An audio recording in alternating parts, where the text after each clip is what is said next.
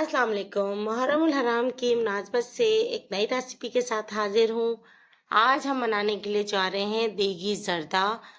बहुत अच्छा लगता है मुहर्रम में, जिस वक्त आप डिस्पोजेबल बॉक्सेस में इसे बनाकर बांटते हैं, सर्व करते हैं, तो यकीन करें दिल खुश हो जाता है जब किसी के घर भी ये पैकेट जाता है। देगी ज़र्दा बिल्कुल देग वाले स्टाइल में बनाएंगे। यहाँ पर मैंने तकरीबन आधा किलो के करीब सेला चावल लिया और इसको भिगो दिया। यहाँ मैंने 3 घंटे तक चावल को भिगोया ही है। तकरीबन 1 से 1.5 लीटर पानी जो कि मैंने बॉईल करने के लिए रख दिया था, जैसे ही इसमें उबाल आ जाता है मैंने चावल जो हैं वो इसमें ऐड कर दिए और इसको पकाना शुरू किया। पकाने के लिए हमने करना यह है कि इसको फुल कुक करना है, इसलिए मैं इसे साइड पे रख के दूसरी साइड पर आ गई। यहाँ मैंने 1 टेबल स्पून घी ऐड किया और इसमें थोड़े से पिस्ता और बादाम ऐड करके इसको फ्राई करना शुरू कर दिया। इसको फ्राई जब करेंगे, जब ये थोड़ा सा क्रंची हो जाएंगे, तो इसको हम निकाल लेंगे किसी भी बाउल में।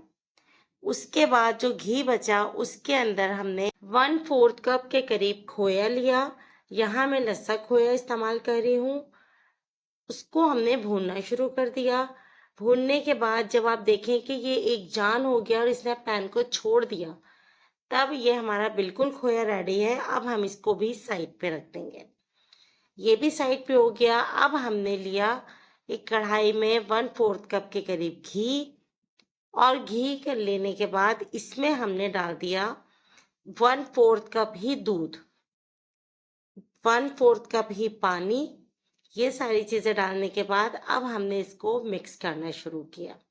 चीनी का रेशो ये होगा कि इसमें 1 कप चीनी मैंने ली है और इसको मैंने तकरीबन आधे इंच के करीब कम रखकर ऐड की है। चीनी ऐड कर दी, साथ 1/4 टीस्पून के करीब पिसी हुई इलायची ऐड कर दी और इन सब चीज़ों को हमने पकाना शुरू किया। उबाल देखिए इसमें कितना अच्छे से आ रहा है। जिस वक्त ये उबाल आ जाए तो हमने मज़ीद इसको थोड़ी सी देर और पकाना है और इसमें ऐड कर देना है लीमू के चंद कतरे।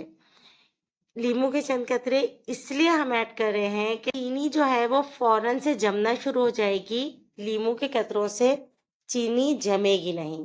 यहाँ पर चावल फुल कुक हो गए थे, एक कनी भी चावल में नहीं छोड़नी है। सारा पानी निकालकर चावल का हमने इसके अंदर कढ़ाई में सारे चावल ऐड कर दिए और इसको थोड़ी सी तेज़ आंच करके दरमियानी आंच पर पकाना शुरू कर दिया, क्योंकि थोड़ी देर पहले तक हमारी आंच काफ़ी स्लो थी। अब हमने इसको रख दिया दम पर। 5 मिनट के बाद हम चूल्हा खोलेंगे। इसमें अंदर की तरफ थोड़ा थोड़ा पानी मौजूद है। अब हमने 1 टेबल स्पून के करीब इसमें केवड़ा एसेंस डाला। केवड़ा एसेंस डालने के बाद ये देखिए इसमें पानी मौजूद है। इसमें अच्छे से हमने मिक्स किया केवड़ा एसेंस को और दोबारा से चावल को फैला दिया। 1/4 से भी कम यानी कि चुटकी बराबर हमने हरा रंग डाला, दूसरी साइड पे रेड फूड कलर डाला, फिर तीसरी साइड पर हमने येलो फूड कलर डाला। बस इस तरीके से हमने कलर डालने हैं। कोशिश ये कीजिएगा कि गैप हो इनके दरमियान, कलर के दरमियान, वरना अगर मिक्स हो जाएंगे तो जर्दे का जो कलर है वो अच्छा नहीं आएगा। जो रोस्ट करके बादाम पिस्ते रखे थे वो ऐड कर दिए, थोड़े से बचाए हैं ऊपर डालने के लिए, और खोया इसमें आधा ऐड कर दिया, आधा ऊपर ऐड करने के लिए हमने बचा लिया। बस अब हमने क्या किया, इसको 5 मिनट के लिए दम पे रखना है। बस उस वक्त तक जब तक इसका जो नीचे का थोड़ा थोड़ा पानी था वो खुश्क नहीं हो जाता। 5 मिनट में हमारा जर्दे का जो ये पानी है खुश्क हो गया।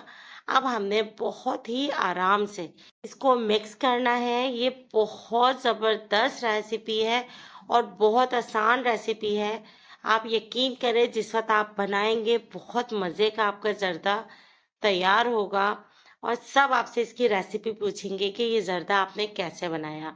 ज़रूर ट्राई कीजिएगा और फीडबैक दीजिएगा कि ये रेसिपी आपको कैसी लगी। और अभी तक आपने मेरे चैनल को सब्सक्राइब नहीं किया तो कर लीजिएगा, बेल का बटन दबाना बिल्कुल नहीं भूलिएगा ताकि आने वाली तमाम मेरी रेसिपीज़ आप तक पहुँच जाए। ये देखें जर्दा हमने निकाला और जितना खोया हमने ऊपर सजाने के लिए बचाया था वो ऐड कर दिया, और साथ ही इसमें पिस्ता बादाम भी ऊपर से हमने डाल दिया। और कोई ड्राई फ्रूट आप डालना चाहें, अशर्फिया डालना चाहें, कुछ भी डालना चाहें आप डाल सकते हैं। यहाँ पर मैंने ये जो चमचम होती है ना कलरफुल सी, वो लेकर ऐड की है। चमचम की जगह अगर आप शर्फियाँ डालना चाहें तो आप वो भी डाल सकते हैं। जैसे आपको अच्छा लगता है आप कर लीजिएगा, लेकिन इससे लुक ज़्यादा अच्छा आता है। मुझे यकीन है कि मेरी ये रेसिपी आपको बहुत पसंद आएगी। सब्सक्राइब करना बिल्कुल नहीं भूलिएगा, बहन को दुआ में याद रखिएगा। इंशाल्लाह नेक्स्ट किसी भी रेसिपी में आपसे मिलेंगे। अपना बहुत ज़्यादा ख्याल रखिएगा। अल्लाह हाफ़िज़।